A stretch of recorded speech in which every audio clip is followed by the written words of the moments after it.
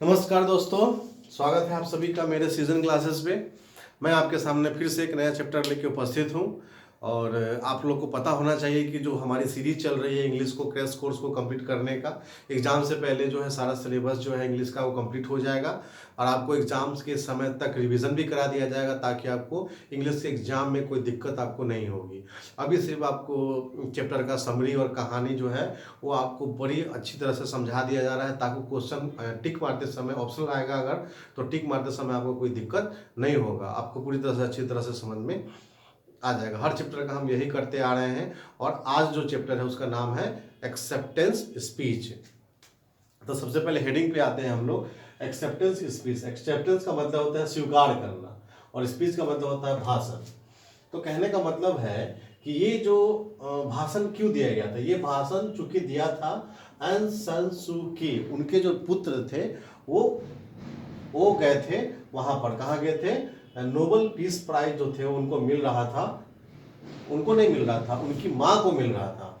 उनके माँ का नाम है एंग सन सू की। ये जो थी उनके बिहाफ में उनके पुत्र जो थे अलेक्जेंडर एरिस, यानी कि एंग सन सू के पुत्र का नाम क्या था? Alexander Eris. तो अपनी माँ के बिहाफ में ये नोबेल पीस प्राइज जो है वो लेने के लिए ओस्लो में 10 दिसंबर 1991 को पहुंचे और उन्होंने जो भाषण दिया, नोबेल पीस प्राइज को एक्सेप्ट करते हुए जो भाषण दिया, इसीलिए इसका नाम पड़ गया एक्सेप्टेंस स्पीच। यानी नोबेल पीस प्राइज को स्वीकार करते समय एन सन सू के जो बेटे हैं अलेक्जेंडर एरिस, तो वो जब नोबेल पीस प्राइज माँ के यानी अपने माता जी के बिहाफ में जो स्वीकार कर रहे थे, तो उसी के नाम पर इस चैप्टर का नाम पड़ गया एक्सेप्टेंस स्पीच। यानी जब वो कोई भी चीज़ अगर वर्ल्ड फोरम में आप देखते हो कि अवार्ड किसी को मिलता है तो 2 शब्द कहने का भी मौका मिलता है, तो वही स्पीच वो दे रहे थे पूरे वर्ल्ड के फोरम पे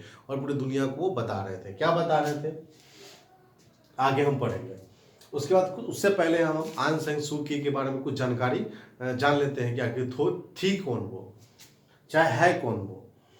तो एंग सन सू की जो थी उनका जन्म 19 जून 1945 को रंगून में हुआ था। रंगून जो है वो बर्मा में है, ठीक है ना। रंगून में हुआ था, हमारा नाइबरिंग कंट्री है। वो national league of democracy party की क्या थी? वो लीडर थी, ठीक है। और जो कि उस देश में डेमोक्रेसी की स्थापना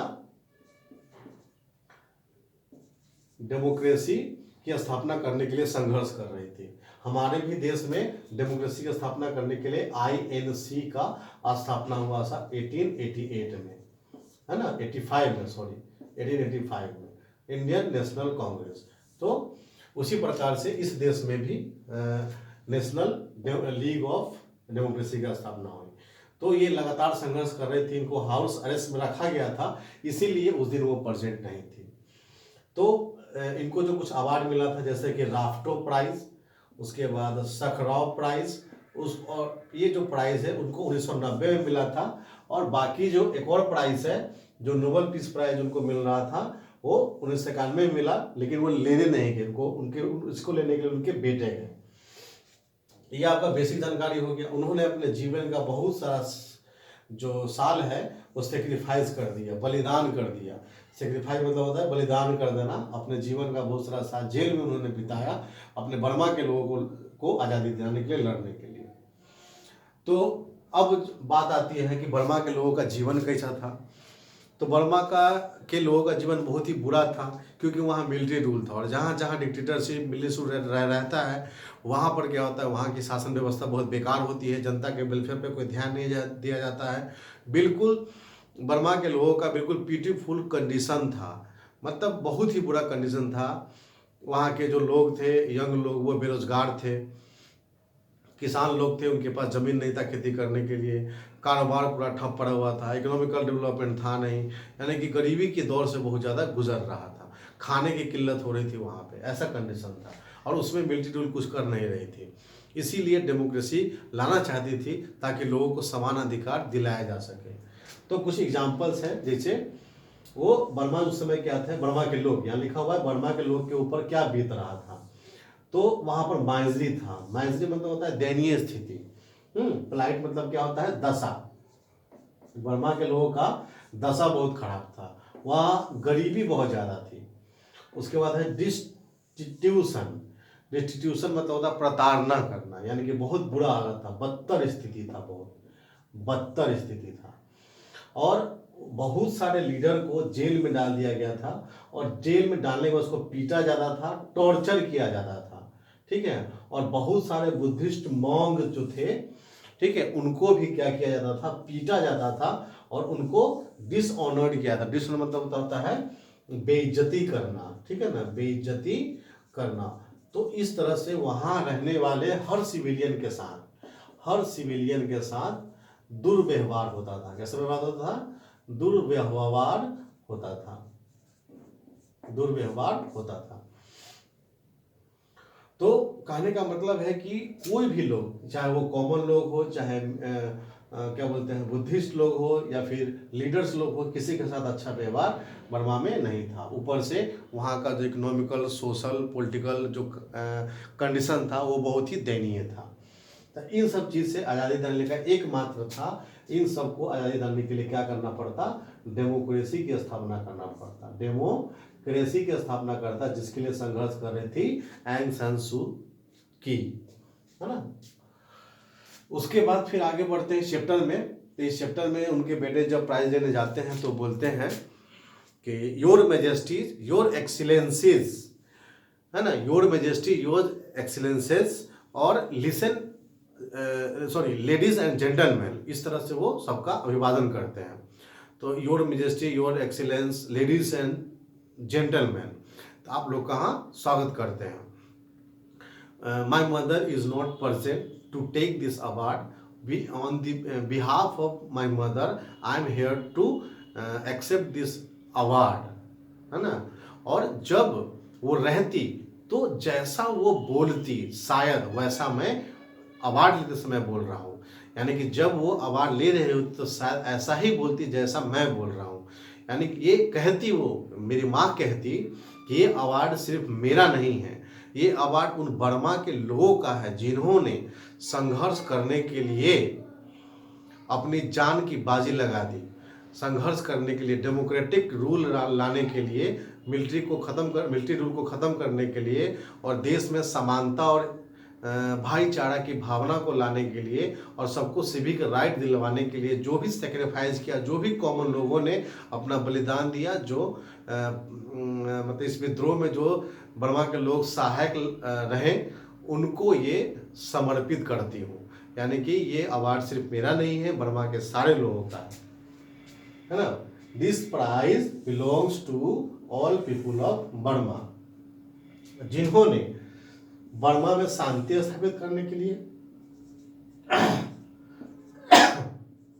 बर्मा में शांति स्थापित करने के लिए, स्वतंत्रता स्थापित करने के लिए, और लोकतंत्र,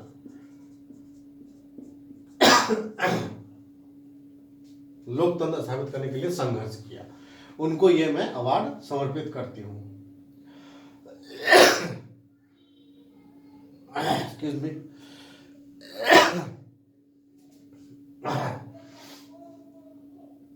उसके बाद उनके बेटे जो है आगे बोलते हैं कि मैं बहुत ही शुक्रगुजार हूं कि इंटरनेशनल मंच पे बर्मा जैसे देश का जो हालत है वो सुना गया और समझा गया, और मैं आशा करता हूं कि जो इंटरनेशनल मुद्दों पर जो काम करती है जो देश, इंटरनेशनल संस्थाएं, वो हमारी माता का रिलीज जल्दी करवा दें। उसके बाद क्योंकि बोलते हैं कि उनके बेटे और बोलते हैं कि जो मार्टिन लूथर किंग थे, जो मार्टिन लूथर किंग का जो विश्वास था, ये अफ्रीका के मार्टिन लूथर किंग थे जिन्होंने रेसिज्म और वार के बिल्कुल खिलाफ थे, जिन्होंने बहुत सारा थेसिस लिखा था कैथोलिक चर्च के खिलाफ, ठीक है। तो वो बोलते थे कि समानता और भाईचारा तब तक नहीं हो सकती है जब तक रेसिज्म है, वार है। तो बर्मा के लोगों ने जो पॉलिटिकल्स, जो राजनीतिक अत्याचार झेला है और जो मानसिक प्रताड़ना झेला है, उसका सबसे अच्छा जो है खात्मा कर सकता है कोई, तो वो डेमोक्रेसी कर सकता है। इसीलिए जो है डेमोक्रेसी को बहुत वो अहमियत देते हैं। उसके बाद लास्ट में कहते कहते वो लाइन कह के चले जाते हैं कि the beauty of genuine brotherhood and peace being more precious than diamond, silver और गोल्ड।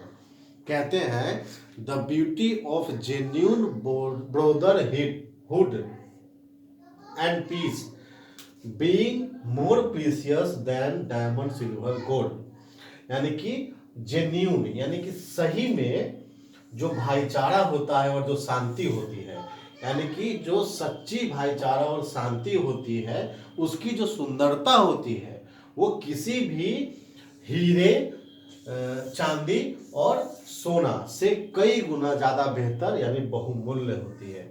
यानी कि आपके इनके लास्ट में एक बात बोलते हैं कि जो सुंदरता एक जो ब्यूटी है, यानी कि जो सुंदरता है एक भाईचारे में, जो सुंदरता है एक शांति में, वो भाईचारे की सुंदरता बहुत सारे सोना, बहुत सारा चांदी और बहुत सारा हीरे जवाहरात में नहीं मिल सकती। यानी शांति और सुरक्षा और भाईचारे में जो सुख है वो कोई भी दुनिया की दौलत नहीं दे सकती।